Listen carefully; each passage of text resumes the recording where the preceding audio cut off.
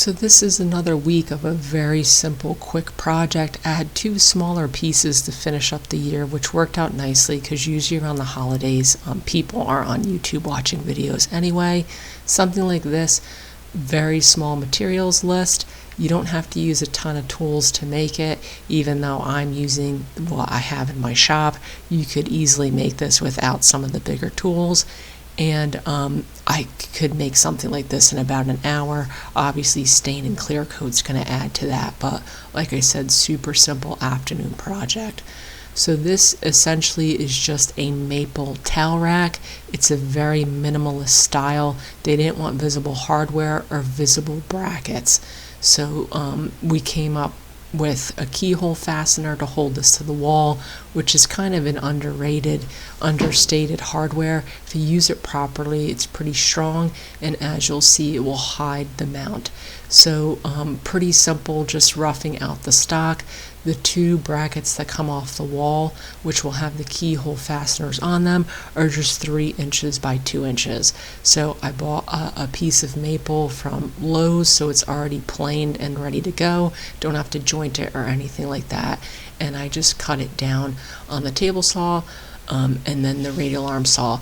I actually didn't use these two pieces I cut on the radial arm saw. I ended up cutting it again on the chop saw. I had a 6 foot piece of lumber, so it worked out because the radial arm saw had quite a bit of tear out. And because this will be stained, I can't deal with sanding it down too much, so I had to recut those. So then for the keyhole fastener, the hardware I got offline is pretty similar to what you'll find for those, and that is that the mounting holes aren't great. So I wanted to upgrade the screws, which you'll see later in the video. So what I'm doing is I'm drilling some mortises with a spade bit, and I'm going to be drilling deeper than I need. The thickness of the keyhole fastener is about 1/16 of an inch, but the screws that they give you, which I'm not using, and the screws I'm going to use do protrude a little bit from the face of the fastener, so I made sure to countersink it an extra 1/16 of an inch, so that won't be an issue. Usually mortises like this I'll cut on my mortising machine, but this is shallow enough that the mortising machine would have made them too deep. So I just used a spade bit. That's what I had in the shop. A bit without such a large protrusion on the front would have been a little bit better, because then I had to deal with these excess holes, but it was pretty simple work. You could see I just mapped out, I centered where that fastener needed to be, and then I could go through and just drill a series of consecutive holes to take that material out. There's little waves left that I removed with a chisel. Now, in order to use, these will be attached by one single screw on each side to the wall. So in order for that screw to have clearance, the center of this has to be a little bit thicker. It worked out nicely that where that center was where my two holes already were, so I just lined this back up. I changed the depth stop on my drill because I'm using a depth stop for all of these, and just drilled it a little bit deeper in the center so I had clearance for my screws. You can see once that fastener's in place, the hardware now could slide in that center without removing that extra bit of material. It can't do that. I always go a little bit deeper because I end up using, I think I used a pan head screw for this, so it slides a little bit smoother. At this point, these aren't going to stay square, they're going to have a curve to them, so I use some double-sided tape to attach them together, and I'm going to drill the hole through both of them at the same time. The key with keyhole fasteners, there's a couple of them, and one of them is that both of these pieces have to be fairly dead-on symmetrical so that there's no twisting, so that the brackets sit flush against the wall and they mount easily. So it was easiest to just tape these together and do all of this with them together. So that was just a 3/4 inch bit. You can see I flipped it over and drilled through on the other side when I was almost through, so I got no tear out. That's really important with spade bits. They'll blow out the entire backside of your piece if you just drill straight through. And then, like I said, this was a subtle curve. I just took a circular top in the shop, laid it on top to get that curve, and then I have a little belt sander disc sander combo, and I can just go through and sand it down to my line. Super simple. And then once that's done, I can break them apart. Double-sided tape is super invaluable in the shop. I use it on almost every project. So then those were my 2 brackets. Like I said, this is the screw that they give you for these, which is kind of ridiculous. By the time it goes through the brackets, there's maybe a 1/4 of an inch sticking out the other side, and like you can see, the head of it sits proud of that bracket, even though it's countersunk. So what I decided to do was I widened these holes so I could have a much more substantial screw going into this. These are going to be holding a fair amount of weight cantilevered off of the wall. And in my circumstance, they're going into edge grain, but a lot of times they're going in an edge grain which doesn't hold hardware well.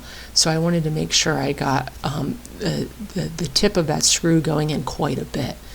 So that's all I did. I drilled out those holes a little bit more. I countersunk them enough so that my screw will sit below the outer surface of that bracket. And then I'm just going to use some super glue to hold these in place. Because I have all these holes in here now, my screws are going to want to line up with those holes. So it could be a nightmare getting these in place. So all I do, as you can see, I put a little bit of super glue in there. I let these set in place, and then I add the screws so they don't move around on me. Super glue and epoxy is probably not enough to hold these in place forever, but it definitely will help. So then you could see once that's in place, I could add the screws. I'm now using much longer 3/4 inch screws. They're still going to sit a little bit proud, like I said, but that is why I spent the time to make sure these brackets were lower than that outer face of the maple, so it won't matter. Putting these in place is pretty simple, and the key is getting your mounting screw in the right position. If it's too close to the wall, the bracket won't slide on. If it's too far away from the wall, the bracket will be loose. What you're looking for is a snug fit, and once you get it, these actually kind of click into place. This is easier to do with a handheld screwdriver. I'm filming this with one hand, so I realize it's jumping around quite a bit. But once you get it in place, they're pretty snug, and since it's going to be connected by a dowel to the other side, it will stay in place pretty well. So I'm just mounting this on my workbench so that I can make sure that everything lines up. This is obviously not staying here. This is for a client project. So you can see I switched out into pan head screws, and once these click into place, like I said, they almost click. There's a little bit of fine tuning with the screws, kind of similar to putting hinges in place, and then they will snap into place and they won't move. So those are what my 2 brackets look like. Then I had a 3/4 inch dowel. These things are never 3/4 of an inch. I don't care where you buy them from. So I had to sand it a little bit, but then it just slides right into place, and now the whole assembly is held fast.